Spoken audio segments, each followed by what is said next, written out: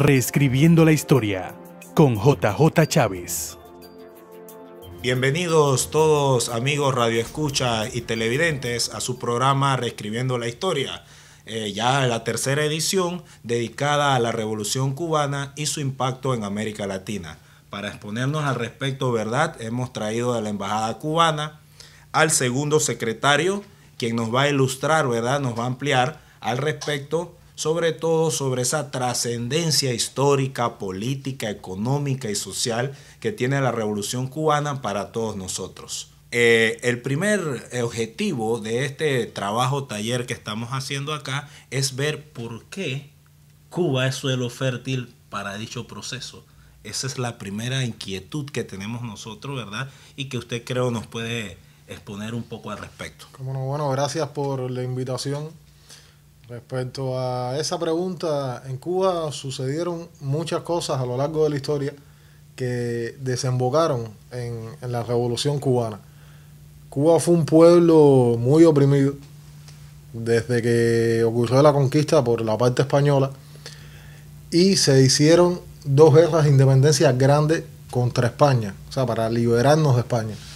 Pero la primera fracasó por errores internos, o sea, el pueblo cubano perdió la guerra contra España, y en la segunda guerra por la independencia, que la organizó José Martí, que como saben es el apóstol de nuestra patria y un gran latinoamericano, Estados Unidos, cuando ya España estaba vencida, Estados Unidos interviene en la guerra usando un pretexto y entonces le roba la independencia al pueblo de Cuba y España le vende Cuba a Estados Unidos.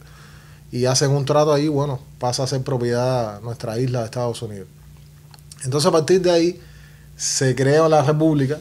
Ya Cuba no era una colonia, no era una metrópolis, supuestamente en teoría, pero en la práctica lo que se instaura es una neocolonia, o sea, una nueva forma de coloniaje, pero esta vez con Estados Unidos como metrópoli. Y se escribe una constitución en la cual Estados Unidos tenía derecho de muchas cosas sobre Cuba. Por ejemplo, tenía el derecho de intervenir legalmente si sentía que sus intereses estaban en peligro. Tenía el derecho de tener una base militar en Cuba, que todavía se encuentra en Cuba, y nosotros hace mucho tiempo estamos exigiendo al gobierno de los Estados Unidos que se retire, pero no lo hacen, basados en esa misma constitución que se escribió de forma errónea, donde le daba una propiedad, según ellos lo interpretan, ilimitada, ¿no?, de esa base, que tampoco es así. Y bueno, hay un periodo, después de que la segunda guerra de independencia contra España no logró cumplir el objetivo que buscaba, que era la independencia total de Cuba. Hay un periodo aproximadamente de 20 años de una calma relativa. Pero en realidad las fuerzas revolucionarias se estaban reorganizando y entonces a partir de la década del siglo XX, comienza un nuevo periodo de lucha que se forja entre la juventud cubana y que tiene como centro, un centro importante, uno de los centros, a la Universidad de La Habana. Y entonces ahí surgen figuras como Julio Antonio Mella, que funda el Partido Comunista de Cuba junto con Carlos Baliños, que fue amigo de José Martí. José Martí ya había caído en combate en esta guerra en la cual Estados Unidos robó la independencia de Cuba. Surge la Federación de Estudiantes, la Federación Estudiantil Universitaria, y comienza un periodo de lucha contra la dictadura de Gerardo Machado, que era un títere impuesto por Estados Unidos, que era el presidente, hasta que llega la Revolución del 30. El 30 se crea un gobierno con factores revolucionarios donde estaba Antonio Guiteras, a Julio Antonio Mella, que era el joven del cual te hablaba de la Gada del Bante, ya lo habían asesinado. Y entonces este gobierno que se forma trata de proyectar hacia la sociedad políticas de corte social que beneficiaran al pueblo, pero dentro de ese mismo gobierno habían elementos conservadores que frustran ese intento, que roban el poder y que asesinan a Antonio Guiteras, que era una de las figuras, la principal figura revolucionaria de ese gobierno. Entonces, esta historia, ¿qué sentido, qué enseñanza o qué sentido encierra? Después de un periodo de lucha tan largo, donde se trató de alcanzar una independencia verdadera y una libertad real, al costo de la vida de tantos jóvenes, de tanta gente, al precio de tantos sacrificios, llega la década del 50, Fulgencio Batista, el dictador, da un golpe de Estado y entonces cierra totalmente las vías constitucionales de lucha.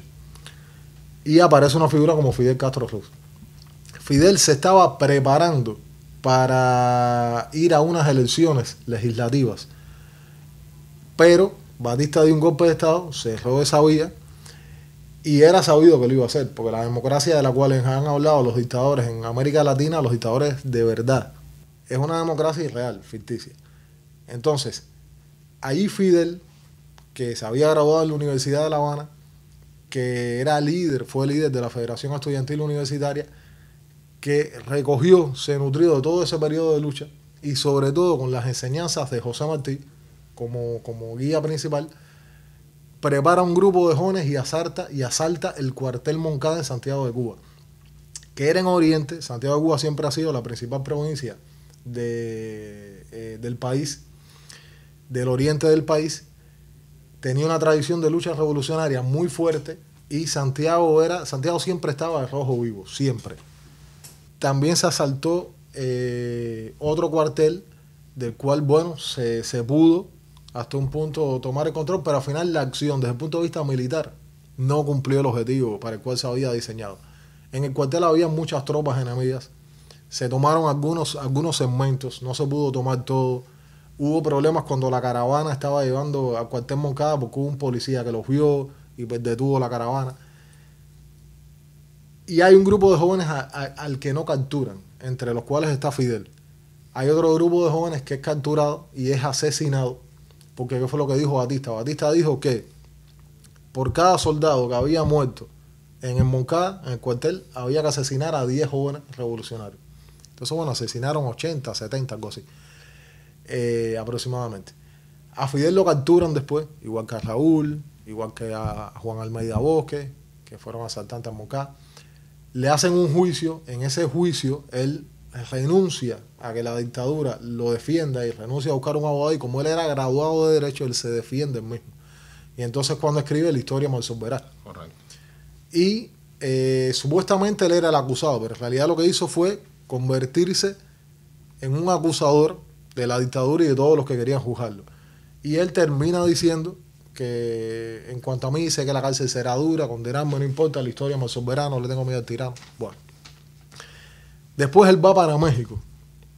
Y en México comienza a organizar una expedición, adquiere un yate, que es el yate Granma, regresa a Cuba. Cuando llega a Cuba, desembarca. Y en ese desembarco, las tropas que venían con él son bombardeadas por la dictadura de Batista, porque había habido una delación. Y casi son diezmadas. Quedan dos grupos, se dividen en dos grupos, venían 80 expedicionarios, y quedan 4 en un lado y 3 en otro, aproximadamente. Y Fidel y Raúl se separan cada uno en uno de esos grupos. Después se reencuentran. Y cuando se reencuentran, ese grupo reducido sube a la Sierra Maestra y comienza la lucha en la Sierra Maestra. Ahí estaba el Che también. Y bueno, se comienza a desarrollar la lucha con un nivel, una importancia simbólica, política y militar tal que en apenas 2 años se logra la victoria y Batista tiene que huir del país. Para que esto se diera, además de todos los males que existían en la sociedad cubana, la pobreza, el analfabetismo, las enfermedades, la injusticia, también hay que comprender toda esta historia de luchar y no alcanzar la independencia, volver a luchar, no rendirse y volver a luchar, y esa sucesión de héroes que emergían, perecían en la lucha, se sacrificaban en combate.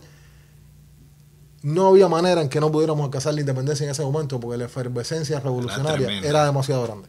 Tremenda. Vemos pues, viene a la mente una analogía del pueblo vietnamita, que fue igual, finales del siglo XIX, luchó todo el inicio del XX, derrota, pero un pueblo motivado, maltratado, diezmado por los intereses, ¿verdad? Económicos de la época. Entonces me imagino una población totalmente agobiada buscando una fórmula, ¿verdad? Que les diera esa capacidad de salir adelante. Entonces en ese contexto sentimos de que el proyecto llenó los requisitos y la gente lo apoyó.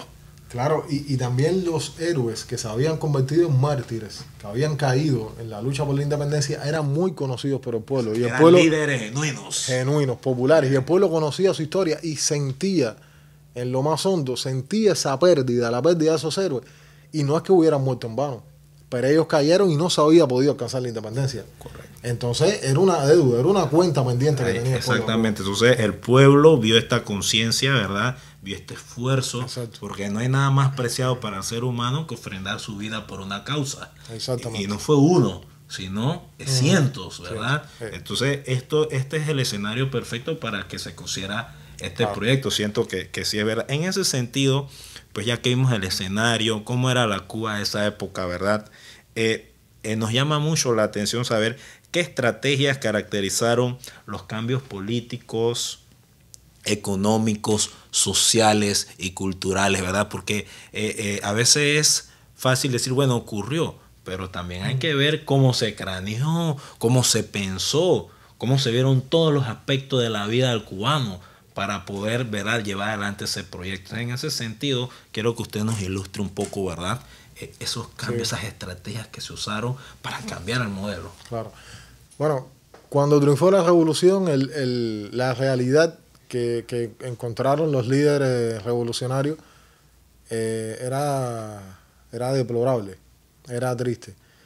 En Cuba había un analfabetismo muy grande, había una pobreza muy grande, había muchos problemas de salud por falta de atención médica, había una ignorancia grande también desde el punto de vista cultural. No es que el pueblo cubano fuera ignorante, pero sí había que desarrollar un trabajo cultural y había una serie de metas o de proyecciones internacionales que a partir de las luchas que había desarrollado nuestro pueblo y a partir de la intelectualidad, porque siempre hubo en Cuba un movimiento intelectual muy fuerte que se había desarrollado, nosotros sentíamos que podíamos cumplir con esas metas. Por ejemplo, contribuir a la integración latinoamericana, ser internacionalistas y apoyar a otros pueblos del mundo, luchar contra la injusticia en otras partes del mundo, no ser una simple consecuencia de la política exterior de las grandes potencias de Estados Unidos, de Europa, tener una política independiente e inspirar una autonomía, exacto. Entonces ahí se comenzó a aplicar una serie de cambios muy grandes. Se empezaron a formar maestros, se construyeron escuelas. Por ejemplo, el mismo cuartel Moncada, que fue el que asaltó Fidel, con sus compañeros, se convirtió en una escuela. En La Habana también se fundó la ciudad Libertad, que antes era un cuartel también, un cuartel.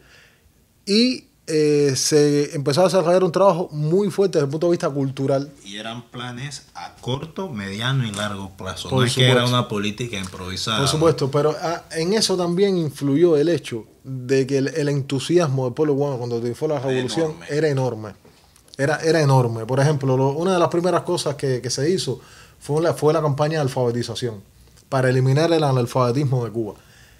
Y lo que se hizo fue llamar a los jóvenes de manera voluntaria a que fueran a alfabetizar a las zonas más inhóspitas del país, más rurales, y los jóvenes fueron. En 5 años, creo, si no, creo que fue la estimación. Menos. No, fue en un año. Fue algo increíble. Sí. Pasó cerca del 95, 97%. Fue en un año y se logró eliminar el analfabetismo. Los jóvenes que fueron a alfabetizar, muchos no eran mayores de edad. Sus padres les permitieron ir a alfabetizar porque también se necesitaba el permiso de los padres. Se comenzó a formar una nueva generación que empezó a dejar atrás el pasado, todos los códigos del pasado desde el punto de vista simbólico, desde el punto de vista cultural, desde el punto de vista económico, porque una revolución es eso. Exacto. Una revolución es la deconstrucción de una realidad y la construcción de otra realidad más justa, más lógica, equitativa y que sea capaz de suplir las necesidades del pueblo desde todo punto de vista cultural. Podemos decir que no la receta mágica, pero sí una parte fundamental de que el proyecto, de que toda esta estrategia se diese, fue la voluntad del pueblo cubano y la ¿Cómo no? confianza en quienes le gobernaban. O sea, Por supuesto. una gran confianza, una gran credibilidad Por producto supuesto. de la acción que se había dado. Sí. Podemos resumir eso. Es así. Bien, en ese sentido, ¿verdad? También me gustaría consultarle algo que se dice, se comenta, ¿verdad? De que quienes logran la revolución tenían un plan ya trazado, esto y lo demás, que no se pidió apoyo a Occidente. Explíquenos un poco, porque lo que yo he leído y me he ilustrado, una vez Fidel, la Junta toma el poder, sí, incluso a Estados Unidos se le plantea. ¿Podría ampliarnos usted algo, si maneja algo sobre eso? No, la revolución cubana la tuvo que hacer el pueblo cubano. Correcto. Incluso la dictadura de Batista, todas las armas que tenía la dictadura de Batista, la mayor parte provenían de Estados Unidos. Porque el gobierno norteamericano siempre había apoyado por todo el dominio que tenía sobre Cuba. Una gran inversión económica también en Una gran casinos, inversión, en los por ingenios. supuesto, los ingenios, las compañías de electricidad. Y tenía un dominio político muy grande. Desde que le arrebató a Cuba la independencia en la lucha por la libertad contra España, que fue la historia que nosotros relatamos inicialmente. Cuando triunfó la revolución, Fidel fue a Estados Unidos y fue a conversar con el gobierno norteamericano. Cuando él llega, le preguntaron unos periodistas que a qué venía, ¿no? A Estados Unidos, si venía a pedir ayuda, y él le dijo que los norteamericanos estaban muy acostumbrados o mal acostumbrados a que los países de América Latina fueran a pedir la ayuda económica, y que él no iba a eso, que él no necesitaba nada de eso, o que no necesitábamos nada de eso, que nosotros íbamos a promover la comprensión y las buenas relaciones entre ambos países. Durante esa visita, que tuvo una popularidad, un efecto enorme en Estados Unidos, las masas rodearon a Fidel. Él fue a uno de los barrios negros más importantes de Estados Unidos. Aquello fue la Nueva movilización. York. Si no Sí. Ni él mismo podía creerlo. Exacto. La cantidad de gente. Incluso se dice que llenó el Madison Square Garden. Bueno, la movilización fue tremenda. Increíble. Fue tremenda. Y él conversó con Nixon, que en aquel momento era vicepresidente.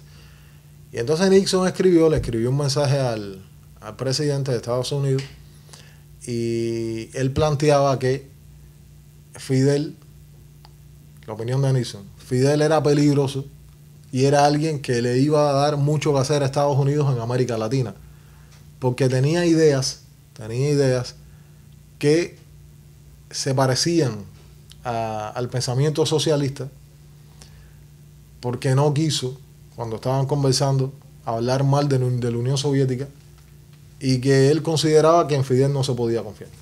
Entonces, cuando Fidel fue a una conferencia de prensa también en el Club de Periodistas de Estados Unidos, ahí lo atacaron, hicieron una serie de cosas. En definitiva, Estados Unidos condenó a la Revolución Cubana desde el principio. Desde el principio. Porque además, ellos han tratado, y no, finalmente no pudieron, ellos han tratado de presentar la historia como que Estados Unidos tenía muy buenas relaciones con Cuba antes de que triunfara la Revolución, y después las relaciones se deterioraron. Y eso no fue así. Lo que sucedía era que quien mandaba en Cuba era el embajador norteamericano, y quien ponía y quitaba los gobiernos en Cuba era Estados Unidos. Y nosotros, y la economía, y la cultura y todo lo demás, lo dominaban ellos. Y lo que hizo la Revolución Cubana fue devolverle la independencia a Cuba. Y al hacer eso, la única reacción que se podía esperar de un país que domina a otro era una condena total. Y bueno, ahí empezaron después los atentados terroristas contra Cuba financiados por Estados Unidos, la invasión a Playa Girón, porque la invasión a Playa Girón fue una invasión que preparó la CIA, que se conoce también como la invasión a Bahía de Cochinos, que nosotros la derrotamos en menos de 72 horas. Entonces, bueno, un gobierno que financia una invasión contra otro país, no podemos esperar. ¿Qué se puede esperar? Entonces, bien, mira, ese tema ahí queda claro porque había mucha suspicacia, por eso te lo cuestioné, para que nos ampliaras un poco. Esa fórmula cubana, hay un debate internacional, incluso en Panamá yo he ido a foros, se ha hecho mucho sobre si es una fórmula autóctona, si es exclusiva de la isla, o se puede exportar en parte o un modelo similar. Me gustaría que tú nos hablaras de esa experiencia del éxito, ya sea total, parcial o una parte que ha tenido fuera ese modelo y ese proceso de reconstrucción nacional cubano.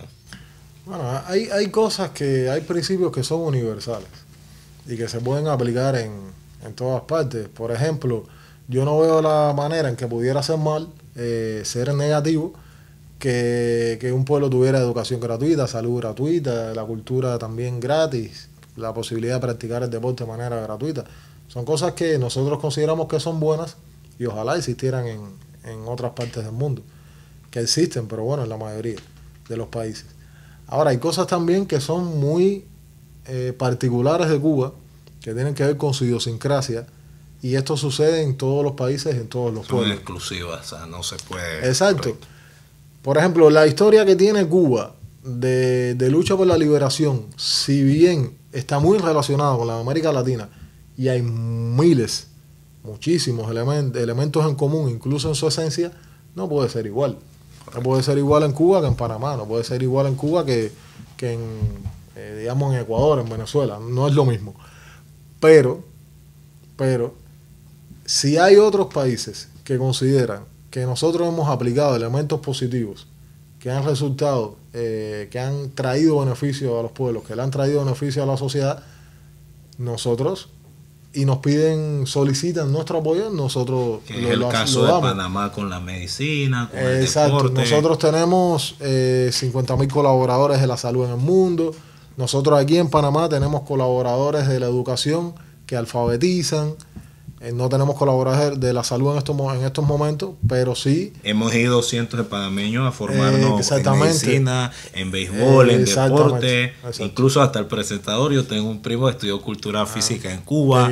¿Sí? Entonces es una realidad. No podemos ocultar ese aporte cultural, ese aporte, esa solidaridad del pueblo cubano increíble. Pensamos que no. Ahora, con el tema de exportar, con eso hay que tener cuidado. ¿Por qué? Porque tú puedes exportar un producto material que es sencillamente material y ya. Cualquier producto que se vende en el mercado. Pero cuando se está hablando de espiritualidad es más complicado porque eso tiene que ver con una construcción... El ser humano, que incluye muchos factores emotivos. Y con la construcción cultural de un pueblo, de una nación, con su idiosincrasia. Por ejemplo, la izquierda, como digo, en el rock grande en América Latina en una época, que fue tratar de importar de una manera totalmente fiel la filosofía, la teoría política de la Unión Soviética. Y eso fue un error, porque es que la Unión Soviética tenía otra realidad. Quizás por eso ahora disculpa que te interrumpa, por eso ahora se está leyendo a Gramsci, se está repensando muchas cosas producto de ese error, ¿verdad? Entonces, Fidel, finalmente, ¿verdad? Yo creo que tú nos comentes, ¿verdad? Respecto a la magnitud del aporte de Fidel y el Che para América Latina y el mundo. ¿Se imaginaban los cubanos esa trascendencia del Che, aunque el Che era argentino, pero sí, no, él se consideraba cubano también, y de Fidel en el mundo? Finalmente, ahí para que nos cierres con esa importancia, ¿verdad? Y podamos quizás con este programa aportar un poco y conocer estos dos grandes íconos. Uno, el Che, es la fotografía del Che pensando, es la imagen más reproducida después de la de Jesús, sí, ¿cómo no?, en el mundo. Y Fidel es el líder latinoamericano más grande del siglo XX. Entonces, aquí es algo indiscutible para ver si cerramos ahí con ese tema e ilustramos la sala. Después del cambio. Tecnomedia, tu herramienta educativa multimedia, en apoyo a la docencia por la Universidad de Panamá. Tecnomedia es un sistema diseñado en la Universidad de Panamá para la creación de contenidos multimedia como apoyo a la docencia presencial y virtual, desde la preparación del material docente hasta la distribución a través de los distintos recursos multimedias a los destinatarios. Tecnomedia es un sistema de producción de materiales educativos de alta calidad, siendo un apoyo y complemento a la enseñanza presencial e integrando en ella todas las herramientas del Internet y campus virtual. Tecnomedia es un sistema innovador, disponible en la Dirección de Tecnología Educativa, brindando los mejores instrumentos, materiales y técnicos al servicio del profesorado. El docente será el propietario intelectual del contenido de la obra. Es un método sencillo, no requiere conocimientos audiovisuales o técnicos por parte del docente.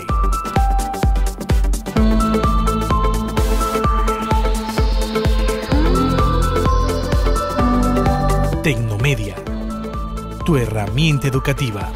Para reservas e información, 523-5575, tecnoeduc507@gmail.com y en redes, @tecnoeduc507. Tecnomedia, tu herramienta para la educación. Reescribiendo la historia con JJ Chávez.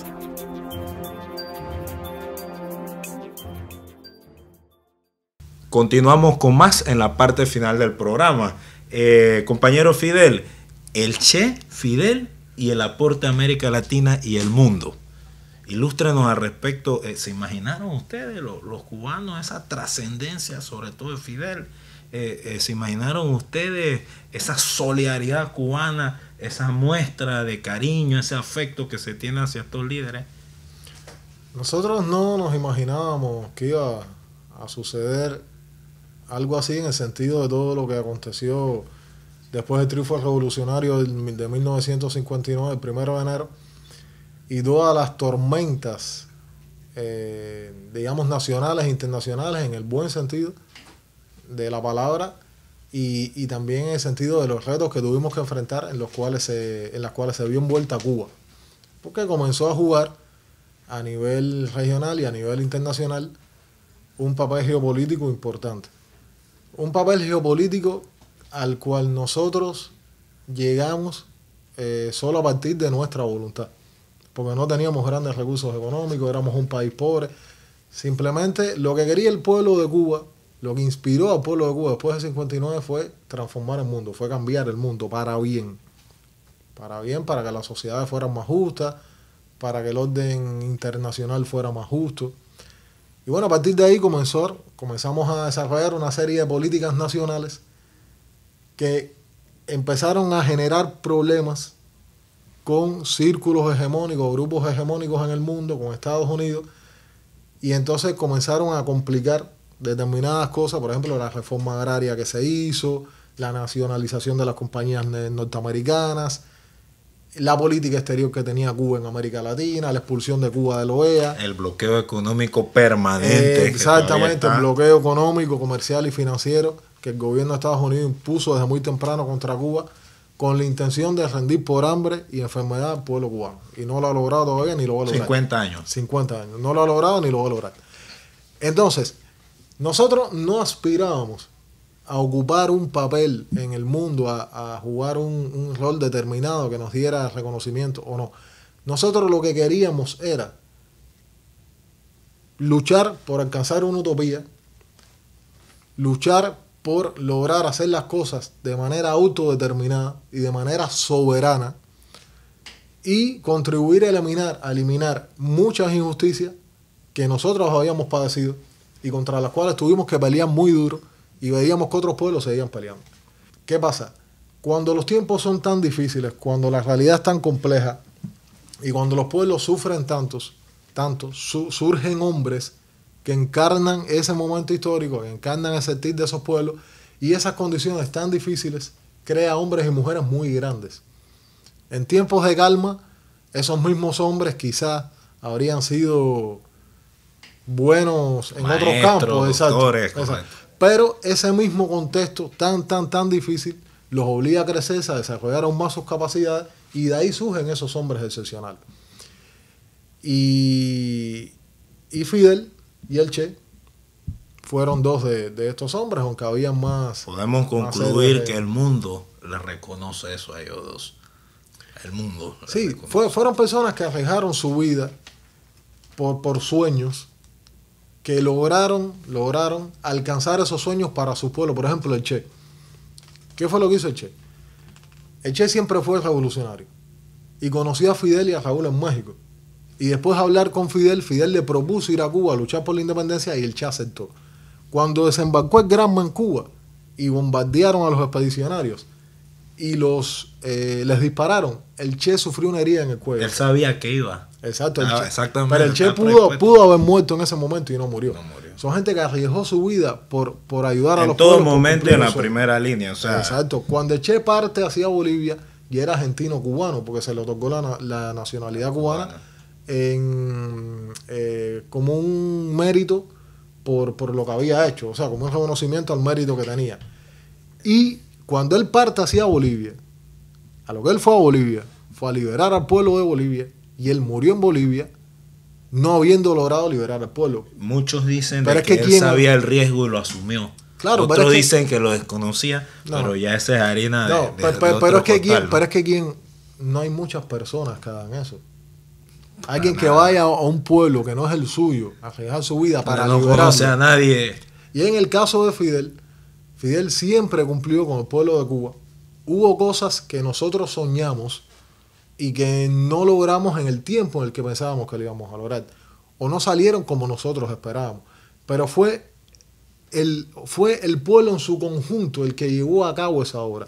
Y Fidel siempre fue consecuente con todo, con su programa de lucha, que fue la historia más soberana, cuando después de asaltar en Moncada, que fue su alegato de defensa, y nunca le mintió al pueblo, fue consecuente hasta el final, predicaba la humildad, predicaba la lucha constante, y lo hizo hasta el final de sus días. Incluso Fidel, en la última locución que hizo en la Asamblea Nacional, Fidel dice: pronto seré como cualquier otro, a todos nos llegará nuestro turno, pero quedarán las ideas de los comunistas cubanos, porque él siempre dijo que los hombres podían desaparecer, pero las ideas no. Y eso son cosas, es una actitud ante la vida, de desafiar el peligro, de llevar a cabo cualquier sacrificio por su pueblo, de tratar de ser coherente, consecuente hasta las últimas circunstancias. Con tus actos. Con tus actos. No decir una cosa y exacto, hacer otra. Que el pueblo de Cuba siempre podemos concluir que ese es uno de sus principales legados, consecuencia con lo que habla, sacrificio, entrega, solidaridad. Por supuesto, incluso después, apenas triunfó la revolución, Fidel le dice al pueblo de Cuba: la dictadura ha sido derrotada y la alegría es inmensa.